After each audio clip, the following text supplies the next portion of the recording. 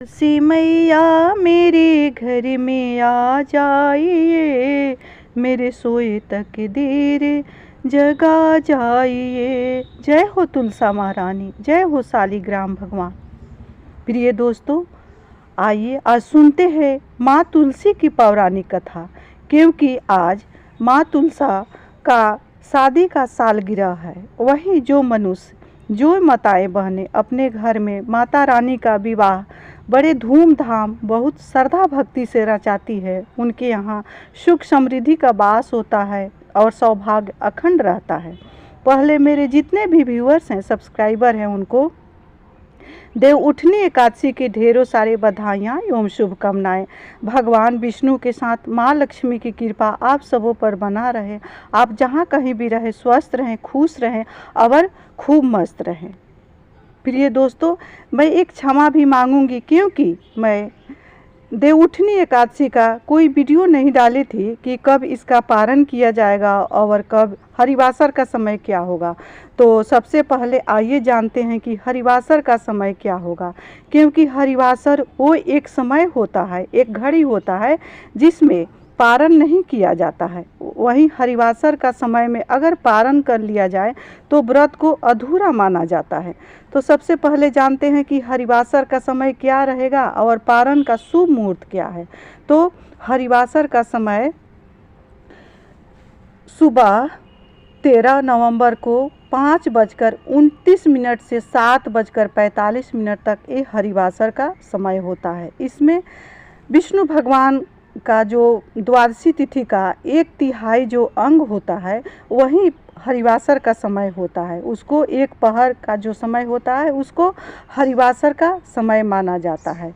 अब जानते हैं पारण का शुभ मुहूर्त क्या है। 6:43 से 8:51 के बीच का जो समय है, वही पारण का समय होता है।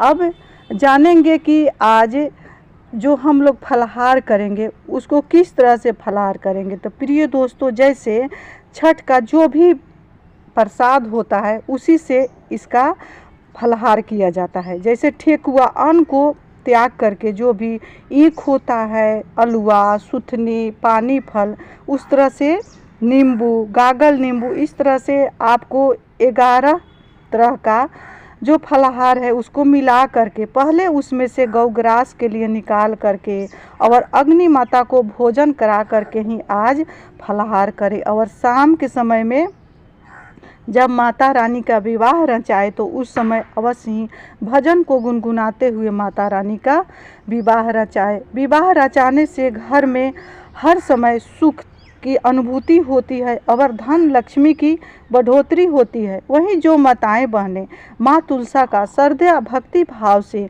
विवाह रचाती हैं, उनके यहाँ विष्णु भगवान के साथ माँ लक्ष्मी का हमेशा निवास रहता है। क्योंकि विष्णु भगवान को माँ तुलसा अति प्रिय है। माँ लक्ष्मी से भी अधिक प्रिय है माँ तुलसा।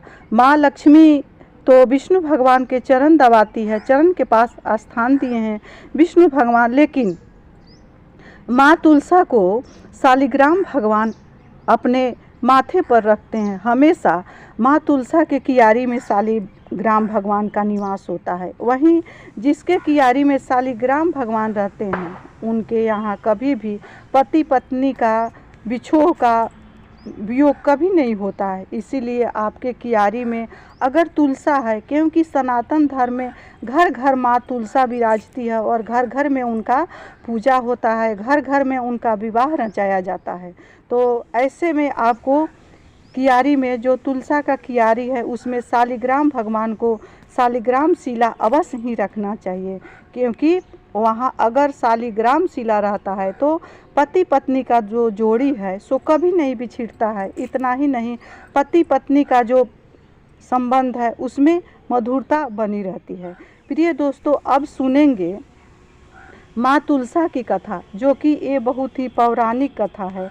ये कथा सुनने मात्र से माँ तुलसा के साथ विष्णु भगवान अति प्रसन्न होते हैं और भक्त के घर में सुख सौभाग्य की प्राप्ति होती है। इतना ही नहीं, पति पत्नी के संबंध में मधुरता बनी रहती है, दाम्पत्य जीवन में सुख समृद्धि बढ़ती रहती है। और जो माताएं बहनें इस कथा को सुनती है उनका सौभाग्य भी अखंड होता है। इसीलिए इस कथा को शांत चित्त भाव से अवश्य सुनिएगा। अगर कथा अच्छा लगे तो वीडियो को लाइक अवश्य करिए, चैनल को सब्सक्राइब करिए, बेल आइकन को प्रेस करिए, जिससे मेरी वीडियो का न्यू नोटिफिकेशन सबसे पहले आप सभी के पास पहुंचे। प्रिय दोस्तों, आपका लाइक और आपका कमेंट मेरे लिए बहुत महत्वपूर्ण है। इससे मुझे काफ़ी हौसला और हिम्मत मिलती है। जय हो तुलसा मैया, जय हो शालिग्राम बाबा। तुलसी विवाह कथा। एक बार शिव ने अपने तेज को समुद्र में फेंक दिया था। उससे एक महातेजस्वी बालक ने जन्म लिया। यह बालक आगे चलकर जालंधर के नाम से पराक्रमिक दैत्य राजा बना। इसकी राजधानी का नाम जालंधर नगरी था। दैत्य राज कालनेमी की कन्या वृंदा का विवाह जालंधर से हुआ। जालंधर महाराक्षस था। अपनी सत्ता के मद से चूर उसने माता लक्ष्मी को पाने की कामना से युद्ध किया, परंतु समुद्र से ही उत्पन्न होने के कारण माता लक्ष्मी ने उसे अपने भाई के रूप में स्वीकार किया। वहां से पराजित होकर वह देवी पार्वती को पाने की लालसा से कैलाश पर्वत पर गया। भगवान देवादिदेव शिव का ही रूप धरकर माता पार्वती के समीप गया, परंतु माँ ने अपने योग बल से उसे तुरंत पहचान लिया तथा वहाँ से अंतर्ध्यान हो गई।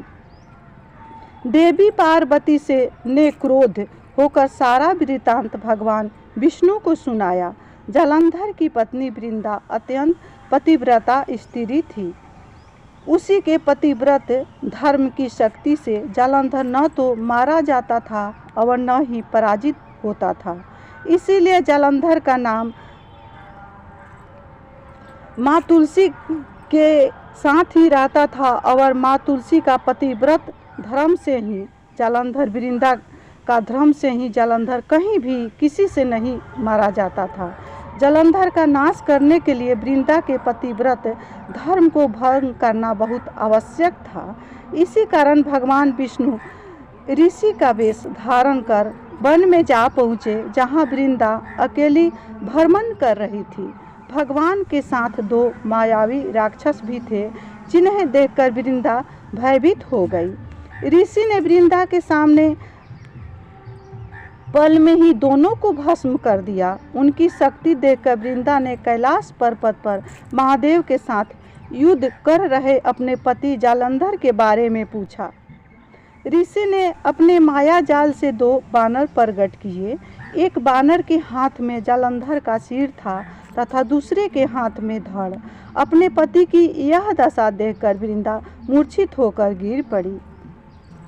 होश में आने पर उन्होंने ऋषि रूपी भगवान से विनती की कि वह उसके पति को जीवित करे।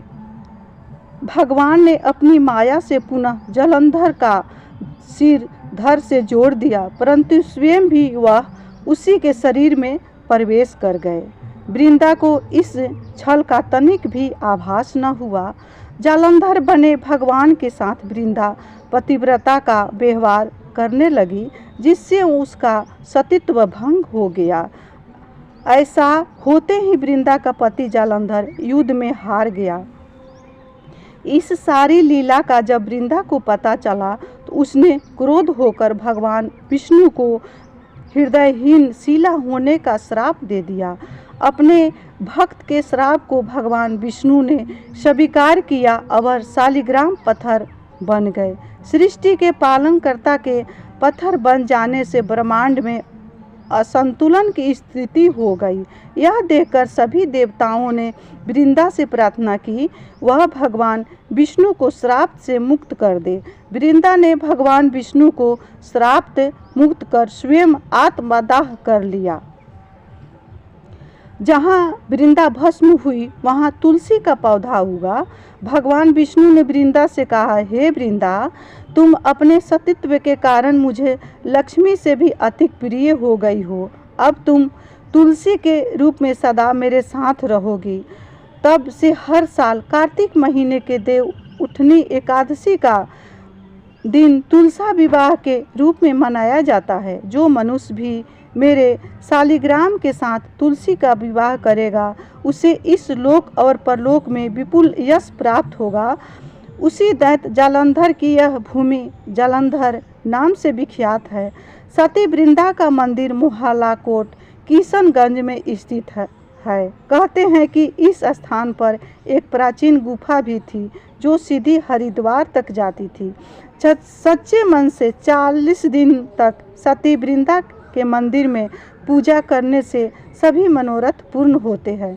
जिस घर में तुलसी माँ होती है वहाँ यम के दूत भी असमय नहीं जा सकते। मृत्यु के समय जिसके प्राण मंजरी रहित तुलसी और गंगा जल मुख में रखकर निकल जाता है वह पापों से मुक्त होकर वैकुंठ धाम को प्राप्त होता है।